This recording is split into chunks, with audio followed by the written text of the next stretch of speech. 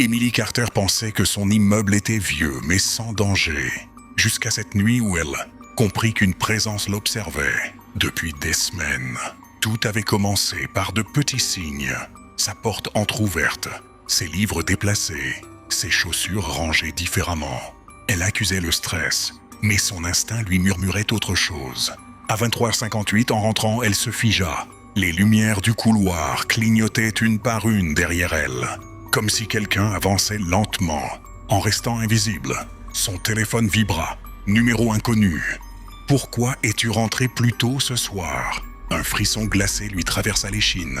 Le silence était trop profond, presque étouffant. Elle voulut prendre ses clés, mais la poignée de sa porte bougea depuis l'intérieur, comme si quelqu'un l'attendait. À cet instant, Emily comprit une chose. Ce n'était pas un simple appartement. C'était un piège où elle était observée. Emily recula lentement de la porte, la respiration courte, irrégulière. Elle savait qu'elle devait courir, crier, faire quelque chose, mais la peur la paralysait comme des mains glacées autour de sa gorge. La poignée cessa de bouger, et le silence devint encore plus lourd, presque oppressant. Puis, des pas résonnèrent dans la cage, d'escalier. Lents, calculés, montant vers elle. Emily ne reconnaissait pas ce bruit, mais quelque chose en elle savait qu'elle l'avait déjà entendu. Sans y prêter attention, son téléphone vibra de nouveau. Un autre message. « Tu n'étais pas censé venir seul. » Ses jambes tremblèrent. Qui écrivait ça? Depuis quand était-il à l'intérieur?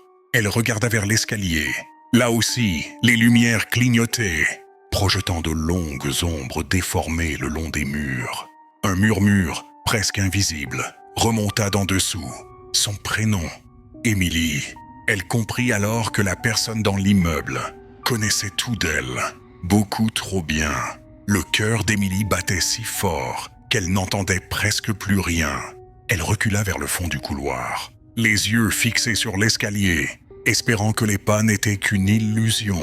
Mais ils revinrent, lents, traînants, comme si la personne ne voulait pas se presser, mais voulait qu'elle écoute. Son téléphone vibra une troisième fois. Nouveau message. « Ne fuis pas, tu fuis toujours. » Un frisson glaçant lui parcourut le corps. Quelqu'un l'observait depuis bien plus longtemps qu'elle ne l'imaginait. Les lumières du couloir commencèrent alors à s'assombrir. Non pas à clignoter, mais à s'éteindre lentement, une par une, en avançant vers elle. Emily couvrit sa bouche pour étouffer sa respiration. Un nouveau bruit apparut. Quelque chose frôlait le mur, comme des doigts glissant sur le papier peint. Se rapprochant, elle se réfugia dans l'angle du couloir, serrant son téléphone comme un bouclier. Puis, dans l'obscurité, une voix calme et posée murmura « Emily, tu n'aurais pas dû quitter l'entrée. » Emily se serra davantage contre le mur, son pouls vibrant sous sa peau. Le couloir était presque entièrement plongé dans l'obscurité, à l'exception d'un mince filet de lumière au-dessus d'elle. Elle voulait croire à un cauchemar, mais chaque bruit semblait trop réel pour disparaître avec un réveil. Son téléphone vibra à nouveau, mais cette fois, ce n'était pas un message, c'était un appel.